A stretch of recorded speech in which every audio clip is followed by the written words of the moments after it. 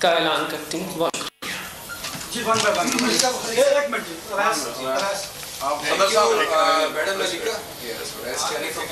اسلام آباد، اب یہ بتائیں، آپ سے بھی ہم یہ سوال کریں گے کہ عمران خان جب یہ 9 مئی کے جو واقعات ہوتے ہیں تو آپ جیسے جو وہاں پر بہت کام کر رہے تھے اور ہم دیکھ بھی رہے تھے، تو کیا آپ لوگوں نے اپنی لیڈرشپ عمران خان کو نہیں بتایا کہ یہ کام نہ کریں؟ اور آج جو فیس کرنا پڑ رہا ہے عمران خان کو، سمجھتی ہیں کہ ان میں ان کا بہت بڑا کردار ہے کہ وہ یہ باتیں مانتے ہیں آپ لوگوں کی، تو شاید ان کو آج یہ دن نہ دیکھنا پڑتا؟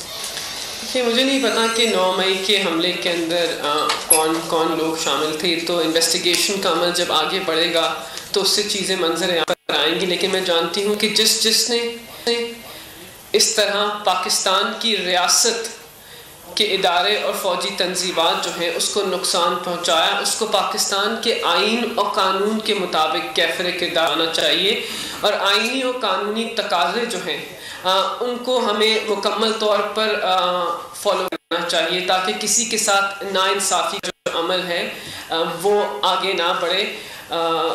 اور جس طرح انویسٹیگیشن کا عمل آگے بڑھے گا، آئی تھنک جو اس کے پیچھے لوگ ہیں وہ منظر عام پر آئیں گے، اور آئی تھنک ان کے خلاف عدالت کے اندر کارروائی بھی پاکستان کے آئین و قانون کے مطابق.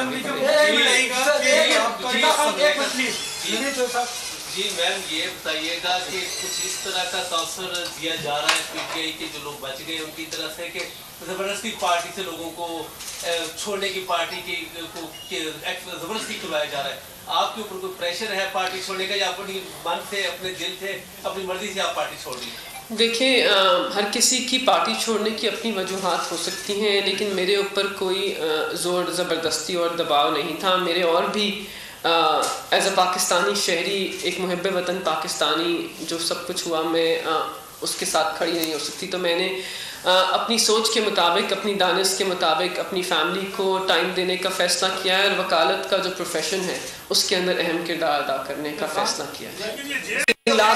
Last question.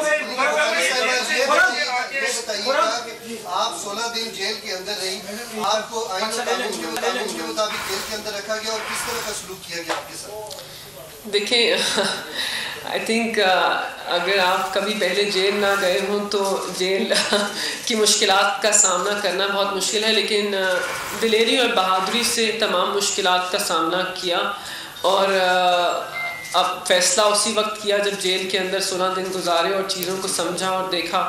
اور ایسا جیل میں کوئی شکایت نہیں کہ کسی نے میرے ساتھ بدسلوکی کی ہو، لیکن C کلاس جیل کی سہولیات میسر تھیں، مشکلات.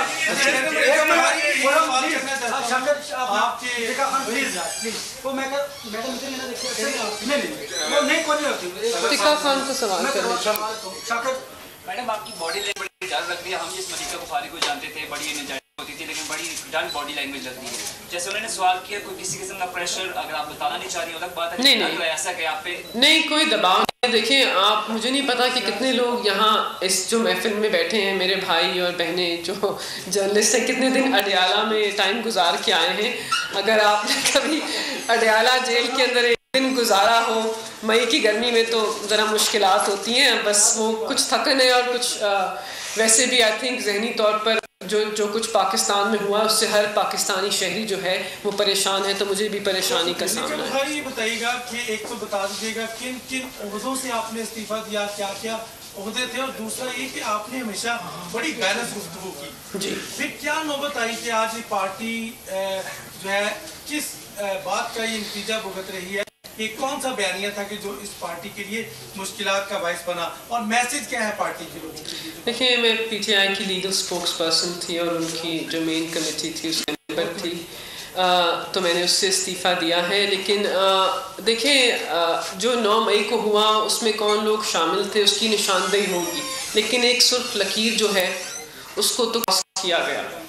اگر سرخ لکیر کو کراس کیا جاتا ہے تو پاکستان کے آئین و قانون کے مطابق اس سرخ لکیر کو کراس کرنے والے جو بھی لوگ ہیں ان کے خلاف کارروائی کے عمل کو آگے بڑھنا چاہیے. دیکھیں، پاکستان کو اس وقت امن کی ضرورت ہے.